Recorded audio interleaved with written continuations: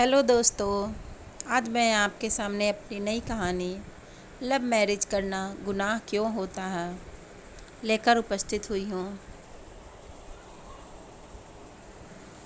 सीमा और विशाल दोनों एक ही कॉलेज में पढ़ते थे। सीमा देखने में काफ़ी सुंदर थी और विशाल भी एक हैंडसम युवक था। सीमा और विशाल दोनों एक दूसरे को पसंद करते थे, लेकिन जहाँ सीमा क्रिश्चियन लड़की थी, विशाल एक हिंदू लड़का था। इन दोनों के प्रेम के बीच इनका अलग अलग जात का होना आड़े आ रहा था, परंतु सीमा और विशाल दोनों एक दूसरे को दिल दे बैठे थे और एक दूसरे के बिना नहीं रह सकते थे। अलग अलग धर्म के होने के बावजूद भी विशाल और सीमा के प्यार पर कोई फर्क नहीं पड़ रहा था। यह दोनों पिछले 4 वर्षों से एक दूसरे से प्रेम करते थे। अब सीमा और विशाल का कॉलेज की पढ़ाई पूरी हो चुकी थी। इसी बीच विशाल को बैंक में नौकरी लग जाती है। दोनों बहुत खुश हो जाते हैं। विशाल सीमा की मां से सीमा और अपने ब्याह की बात करता है, तो सीमा की मां पहले तो नहीं मानती, लेकिन समझाने पर मान जाती हैं। घर में सीमा की मां के अलावा कोई नहीं था। सीमा के पिता का स्वर्गवास बहुत पहले ही हो चुका था।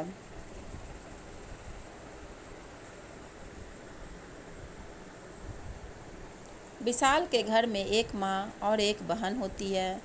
विशाल अपनी माँ को बहुत समझाता है, परंतु उसकी माँ एक क्रिश्चियन लड़की से अपने बेटे का विवाह नहीं होने देना चाहती हैं।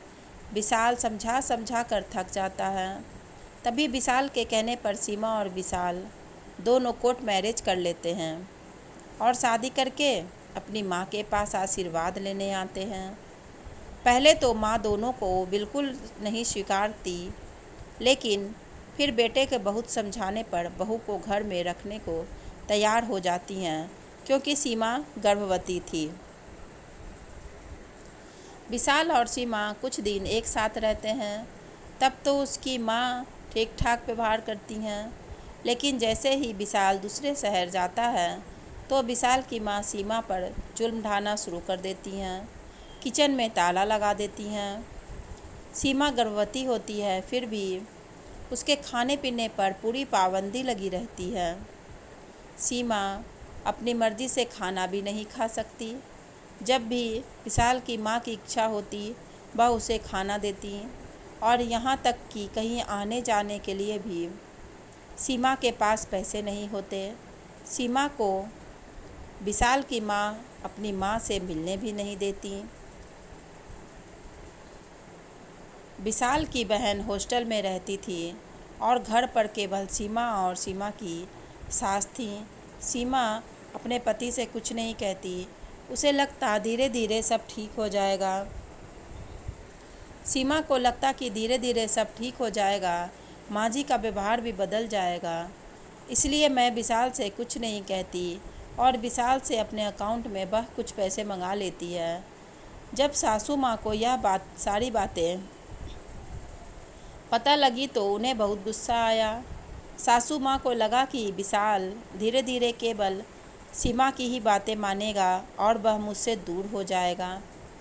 एक दिन सासू माँ ने सीमा के खाने में चूहे मारने की दवा मिला दी, जिस खाना को खाने के तुरंत बाद ही सीमा के पेट में जोड़ों का दर्द होने लगा और सीमा का गर्भपात हो गया। सीमा विशाल से फ़ोन पर बात करती है और उसे सारी बातें बताती है। विशाल तुरंत अपने घर आता है और सीमा से मिलता है, परंतु उसे सीमा की बातों पर विश्वास नहीं होता। विशाल कहता है, सीमा, तुम ऐसा कैसे कह सकती हो कि मेरी माँ ने यह सब किया है? ऐसा भी तो हो सकता है कि तुमने कुछ उटपटांग खा लिया हो। सीमा कितना भी समझाती, पर विशाल उसकी बात नहीं समझता। वह अपनी माँ के खिलाफ कुछ नहीं सुनना चाह रहा था। सीमा बेबस लाचार थी। बार बार विशाल को समझाती रही, परंतु वह विशाल कुछ समझने को तैयार नहीं था। इधर सीमा की सास को यकीन हो गया था कि सीमा के कुछ भी कहने पर अब विशाल पर कोई असर नहीं होगा, क्योंकि वह केवल अपनी माँ से प्यार करता है। एक दिन विशाल की माँ ने खाने में नशे की गोलियां मिला दी और सीमा को खिला दिया। सीमा काफ़ी नशे की हालत में हो गई। वह जब कमरे से बाहर आई तो सीमा की सास ने उसे सीढ़ियों से धक्का दे दिया।